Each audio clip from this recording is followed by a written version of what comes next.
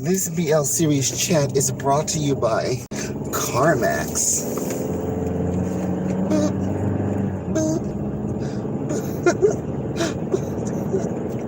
I see y'all be on Instagram doing that all the time. If y'all do y'all instant makeover, nope, it's not. That's not gonna work here. I don't need camera tricks.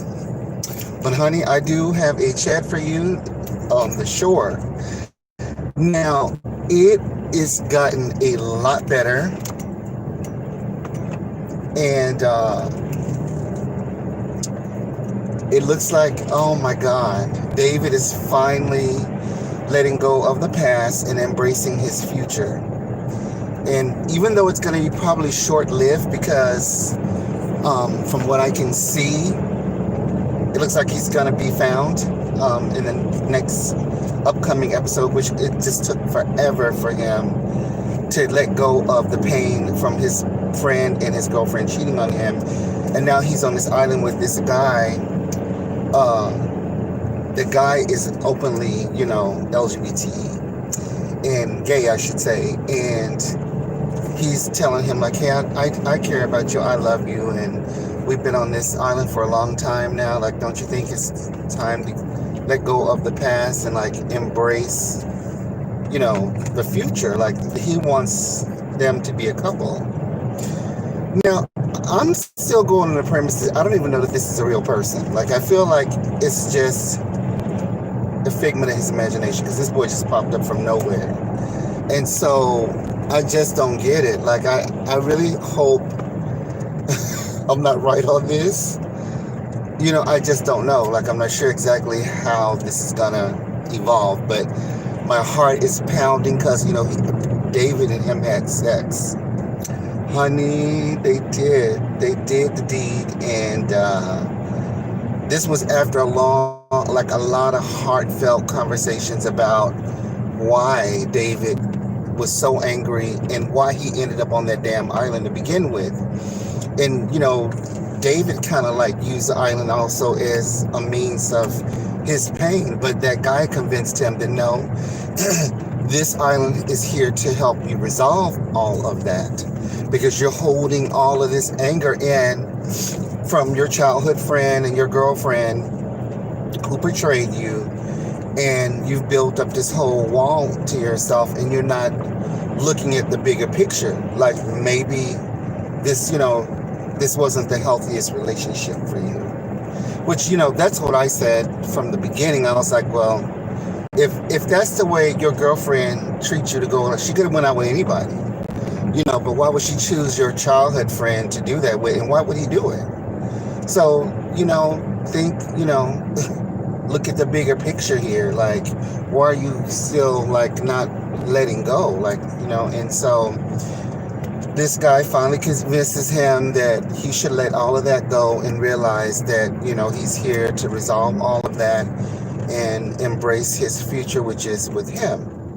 Love himself enough to let go of the pain of the past and try something different, something from someone who truly can never leave you and never, hurt you again, and all this kind of thing. And so, David had finally succumbed to it, but then, he was like being insecure and everything, because he was saying like, well, maybe, if you leave me, what if something happened and you leave me? And he says, I'm always going to be with you, whether you see me or not. Just know that, I love you, the way this time we spent together, and, each day that we're together, whether I'm here on the earth or not, my essence of you loves you. I'm falling in love with you, just being with you, the person that you are. And child, and it just was mushy. I don't know who wrote this shit, but honey, they were like, somebody hit them in the head with one of those Valentine cards. Boom. And so it was a little sappy for me because, I'm bitter party of one in relationships, and relationships don't work out for me. But I do like to see, heartbreak overturned and people move on with their lives. And so, I'm just going along with the BL genre. I don't really go for all of the mushy stuff like this. But it's really good script writing. And I think for young lovers and old lovers, people who really have embraced their relationships and truly have had what they call like the pains and the heartaches and stuff to pine for somebody, they will probably get it. People who have really nurtured relationships, and when one spouse cheated on the other and they decide to stay together and work out their differences and try to strengthen their bond, and it works. I think this is the kind of script writing and story writing this kind of genre brings to the screen. And I get it. It's just I can't really hardly identify with it, but I think it's brilliant. Like for them to be the way that they're working out the mechanics of it, I get it. And so for that reason, I'm still riding with it. Normally, I don't really go for the mushy, sappy, romantic stuff, but this is definitely good script writing. And because you can see the wheels turning in David's head, and he finally had time to really nurture himself and work out the mechanics and break it all down, because it took too many episodes to get to this point. And I just thought to myself, my God, finally, he's seeing a bigger picture for himself, that he needs to release all of this because it's holding him back. And being on this island isn't a curse, it's a blessing, because it's allowing him time to really sort through all the infidelities and the friendship and see a bigger picture of, why all this occurred in the beginning. So, they work. It is so simple, in just them on a beach, working out all the crazy, the whole romantic with them being by the fire and, kind of embracing each other and starting to come together as a unit. I thought that was really cool. Like, they had blaring fire that was just blazing in the night. It was so bright, they could see each other clearly. Like, there was one of those big fires, and the wind was blowing in, and I was just like, oh, I would love to be sitting out there roasting some marshmallows and making some s'mores. It kind of reminded me of Disney for some reason, like Fort Wilderness, when they used to do those racist ass Song of the South film presentations out there, and all those people be sitting out there, and they had free s'mores and hot cocoa and shit with this big humongous fire. And I went one day and they were playing Song of the South, and I was like, it's time to go. I said, but I'll take a s'mores to go, please. And they had those big ass gigantic marshmallows that they call campfire marshmallows, and they had big blocks of chocolate and these big graham crackers. I said, be taking my s'mores to go, please. Can I get a hot chocolate? Y'all enjoy that movie. Because I was like, bitch, I'm not feeling no Song of the South. I'm sorry. Uncle Remus. But the whole romantic part of them coming together and embracing each other, and when David finally let go, he kind of laid his head on the guy's shoulder. I still don't know that boy's name. I think it's Sonny, or it's an S name. I know that. It just won't stick with me. And so he lays his head on his shoulder, and you can just see like he finally had a breakthrough. And I was just like, thank God. You've been pissed this whole You've been pissed this whole entire time. I'm like thinking, if he would have ran onto them with all of that energy, he probably would have tore them apart. Like, it would just be body pieces everywhere. And so, as the night progressed, they end up, kissing and making out, and then they just flat out had sex, and then I think it went off at that point, and then they start showing the upcoming part, the next part, which I don't know if it's going to drop tonight or tomorrow night. I hope it's tonight. It's going to be so good, because now he's going to get rescued, and I think whoever's looking for him is his friend. I don't know. I'm not sure, but you're going to see now he has to make a decision to leave that island, and I don't know if the boy can go with them or not. It looks like there's going to be some sort of conflict. And so I'm just on pins and needles because that guy really helped, David break down all of that filtered anger and resentment and that bitterness, because it just stalemated his life and everything. And so it's just really interesting. Like, I'm like, oh my God, David. But I get it, because I've been in that situation where, after a relationship ends, you can be bitter for a long time. And in my case, I just loved that situation so much. And then, to have it taken away, it was hard. And it wasn't a loving relationship. It was a very unhealthy relationship. And so it was God removing me from that family. Even though I had gotten, you just kind of so used to people treating you like crap, you'll just accept any old thing. And I think that was part of the problem, was that I was just willing to be with him and take whatever crap he threw at me and just kind of gloss it over and say, oh, this will be my summer home and I'll have a winter home. It's not no relationship's perfect. This is the best that I probably can do for myself. And it was literally choking the life out of me, because I'm an artistic person. I've been artistic my entire life. Piano, theater, drama, dance classes, belly dancing classes, belly dance companies, professional dancing in the school and college and everything, modern dance, jazz, tap, ballet, and belly dance, and tap dance, and, clogging and square dance, and all. I studied all of it with a passion, and worked in a theater for many years, children's theater, performance stage theater, until I graduated, and then I went to Disney and did all the entertainment stuff for 10 years over there. So my life has been performance art in some form, and then some, over the years. So then when I got with him and I was away from all of that, and I wanted to do, creative writing and book writing and storytelling and write books for purposes for schools, elementary level books and dual language books and stuff like that, he was not on board. And in fact, he was, rather verbally abusive. And he was a lawyer, so he claimed.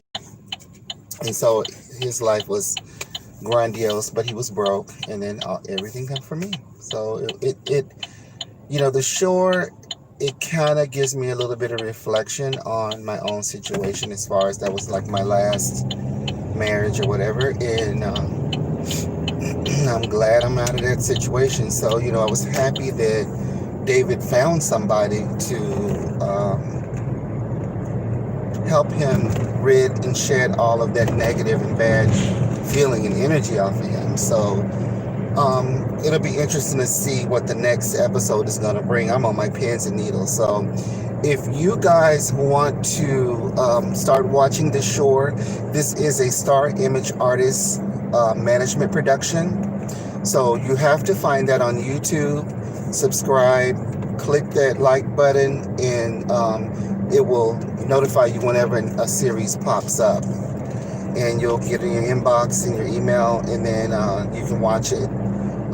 It's still into, I think the 6th or 7th episode. Don't quote me, because I'm watching a lot of BL, so I can't keep up sometimes on which episode or whatever, because I watched this when I was still half asleep, but I woke up enough to digest as much of all that mushy stuff as I could. And appreciate it. I really appreciate the script writing. Despite what my personal feelings is about stuff like that, it was brilliant. And it'll be interesting to see where this storyline goes, what twists and turns it'll take. Because like I said, for this just them to be sitting on the beach, just the two of them, nobody else around, and day in and day out the way that they're filming this, and it's just a lot of dialogue. They're really strong actors, and the script writing is really good, because it holds your attention. Otherwise, you can see two people doing that and it'd be boring as hell. But it is very much a complex storyline, And that's still, like I said, I don't know if that boy is a real person or if that's just David, you know, in survival mode, and his brain created this old person to help him resolve issues with himself. I just don't know. Like, you guys, what do you think? Please, if you're watching The Shore, leave a comment below. Let me know what you think is going on, and we'll see we're if we're if we're clever enough to figure this out. Because I don't understand what's going on as far as if that's a real person or not. But we'll see. And so it's exciting. If you go to Facebook, look up The Shore or look up Star Image Artist Management. Like and subscribe there. You can see the latest things that drop. This is mostly in Tagalog. There is some English being spoken, like I said before. But put your English subtitles on. You can watch it. It translates in English. That's what I do. But I understand a little bit of Spanish, a little bit of Tagalog, and I can easily put stuff together without having to sit there and stare at the screen. But they do translate in English subtitles. So if you don't speak Tagalog, no problem. It does have the subtitles in English, and it is worth it because it is so good. And like I said, these are LGBTQ inclusive storylines. These are, heterosexual stories turning gay. And if you can't handle stuff like that, because this is all inclusive, then you probably don't want to be on my page or watching, because I'm not watching that boring shit. I can't watch The Bachelorette, and, for those who watch The Bachelorette, good for you. I just can't. Like, I've had enough of that stuff in my face. I need to see the real world. I need to see people that, represent who I see around me in my daily life, because I just don't see that as all the time, just seeing straight people all the time and not seeing any gay people or any trans. Like, we're all out here on this planet. And so I don't care what language it is, what culture it is. I'm open to learning. Like, we're a whole planet of people. So I want my foot and toes in every direction that I can cross them in. Vietnam or, Congo, wherever the hell shit's going on. I know it's going to be the same shit no matter where I go. I done been already to Egypt several times and been in Mexico several times. Canada, like, forget it. I've seen it all. And so everywhere I've been, I haven't been treated any differently. Not that they're wearing a pride flag on my shoulder or anything, but just living my everyday life like I do now. And so it is what it is. And like I said, if you're not into these types of storylines, because some of this stuff does have straight people in them, and I appreciate that, because it's like a mixture, and I prefer reality. So if you have a boyfriend girlfriend situation, and then you end up with a boyfriend or girlfriend, or two girls end up dating each other, whatever, it is what it is, and that's more realistic than sitting there trying to pin two people who are not not good for each other into relationships. So whoever is writing these scripts and stuff and writing all these entanglements and situations, good for you. Like, you are doing this shit, and you need to come to America, because we need more inclusivity here as far as the big screen. Just seeing one race of people all the time, whether it's gay, straight, or bi, is not reality, because we are a multiracial state. So, sorry, Hollywood. I don't want to sit there. I like Viola Davis and all them people, but that doesn't represent me, because I see every color. I date other people, other races of people. All those, boring storylines. I can't watch that shit. And she's a great actress. No shade to her. I just have seen enough of it in my life. I lived all through Cicely Tyson and all of them. Like, I need to see something else. Like, I just don't want to see the same shit all the time. How many times do I have to see the same shit being repeated over and over again to different people? And then that's so boring, like, because it's not even reality. You talking about historical dramas and historical things, that's fine, but at the same time, there should be some, I can't find my makeup. there should be some diversity, is what I'm trying to say, because you know LGBT people have been around since the beginning of time, and so when you're out in the world and you're seeing all these different characters and personalities and all genres of military and everything else, why aren't the storylines reflecting those things? And that's the only thing I'm saying.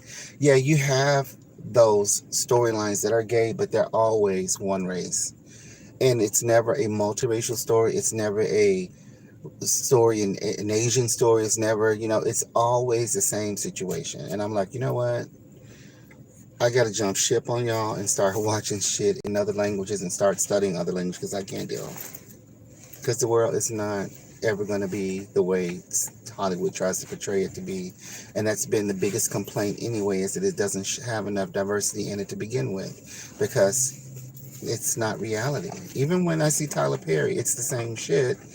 But he does mix his cast up, but it's still not reality to me. Like, it still doesn't work for me.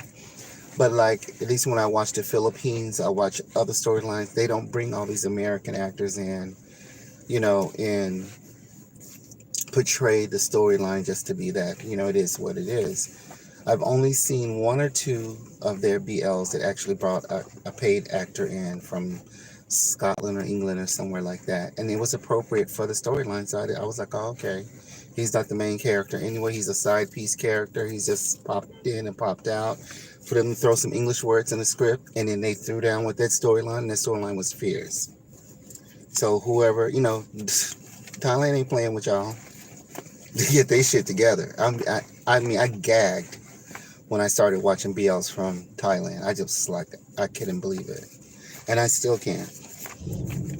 But I need to go to Thailand. I don't know why my childish makeup was sitting right beside me, and I'm still digging in his purse. And so, I'm rambling at this point, but my point is, I encourage people to tune in to the Philippines, the BL series, Thailand, and even Korea. And I haven't started watching the Korean ones that much. I've only seen one, and I didn't get to see the whole thing of it. It was just whoever posted online didn't post the whole thing, and I got sucked into it, and that first episode had me on the edge of my toes. And I never did see the conclusion of it. So I was like, I'm not fixing to mess with y'all over here in Korea. Y'all giving me the fever with all this, baby mama drama. You staying at the friend of your best friend's apartment because your girlfriend had put you out with the baby, and you can't come home, and you straight, and you a big athletic fine mofo, and your friend is over here gay, it's all outdoors, and comparing his body to your body, and you bumping all up on him, and giving him gay fever, and you got a girlfriend, and you trying to encourage him to go out and date boys. And I'm like, what the hell? And then y'all over there tripping and bumping all up on each other, child. And it went on like that, and him and the girl kept fighting or whatever going on, and they weren't getting back together. And that boy was going out to the, I think, swimming pool or the gym or somewhere, and guys were hitting all on him. He had never had sex with no guys before, so he was very inexperienced. And his friend, I think, was kind of protecting him a little bit. Trying to keep him safe or whatever. And it went off, and I was like, bitch, don't get me sucked into all of this drama and bullshit, and then, like, there's no more episodes. Where's the rest of this? Because this is fierce. You can't make it. I'm like, okay, Korea, I'm not finna play with y'all. I'm not playing with y'all's one episode uploaded, and the rest of it is just a mystery. And I didn't know where to go to try to find the rest of it, because I was like, well, what the hell happened? What's the conclusion? Is he gonna dump that girlfriend and realize him and that little boy need to be together, or like they gonna raise that little child with each other, or what's gonna happen? Like, this boy's out here trying to find love. He's trying to look his best and figure things out. And his little roommate, the straight one, is trying to help him. And there's a little baby in their house, and the girl has done put him out because she said he's boring as hell. And I was like, oh my God, this is crazy. And then there was like no more episodes uploaded. So I was like, what the hell? So I don't know. So I haven't watched nothing else from Korea, but they look like their storylines are fierce and the actors are fierce. And like I said, I'm waiting for A Tale of a Thousand Stars to finish dropping. I'm still watching the reboot of the Way production of My Bromance too. So it's moving along. It's a lot of music interludes and you know stuff like that. It's fine. I'm kind of disappointed a little bit, but I got to give it another two takes to really wrap my head around whether I like it or not. But sometimes when they come back with season 2 of these things, it doesn't always jive 100%. I'm a fan regardless because I'm sold on the first season of it, so I can't trash it. And Love by Chance was the same thing for me. I didn't want to say anything, but they could have kept that. They could have kept that. I mean, that first season was so intense and so crazy and so good how the two main characters came together. Then to come back the next season and one's went abroad due to behind the scenes, who knows, drama between somebody, one person or another, or something, producer or something. Y'all got me with all this. And so, I don't know, like if they'll come back with a season 3, maybe they'll bring him back in a season 3, Love by Chance. And I mean, when I tell you, by the time I had seen Love by Chance, I was like addicted to BLs. It was so good and so well done. And so, it's not that it's just that it's a gay storyline or anything like that, or straight going gay or whatever. It's the whole production company, the filming crew, the music score, the clothing, the character development. I mean, it's everything. So when I'm telling you guys about be open-minded to this stuff, it's not because it's a gay story, because I can watch plenty of gay shit here and it's boring as hell because it's always one race of people, or it's some stupid shit that I don't want really. I'm like, okay, I'm watching this, but I don't really care for it. And so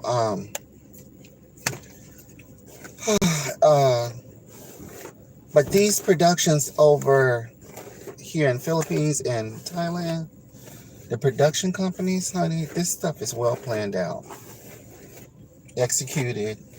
The singers, the dancers, the actors, the instrument players can be all that one person.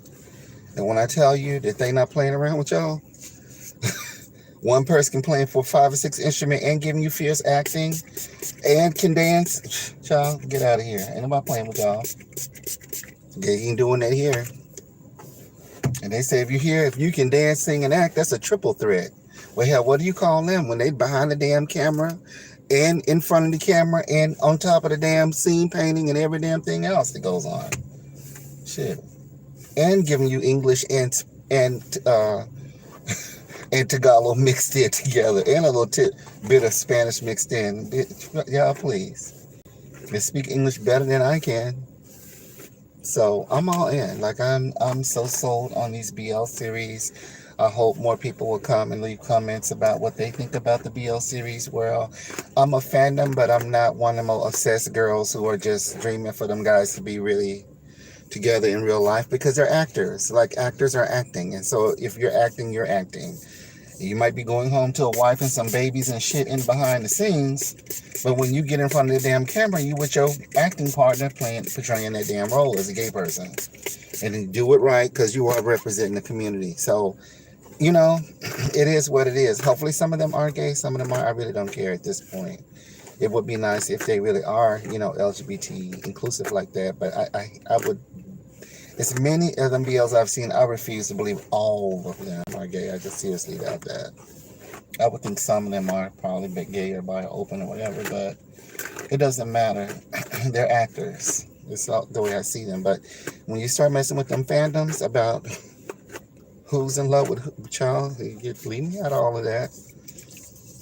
Leave me out of all of that. I'm not that into it. I'm there for all of the other stuff. Y'all can be over there in Fandomville, trying to team up couples and keep them together. And behind the scenes, he probably going home to his wife and his children. Who knows? He's good on screen as a gay character, I tell you that much. And so,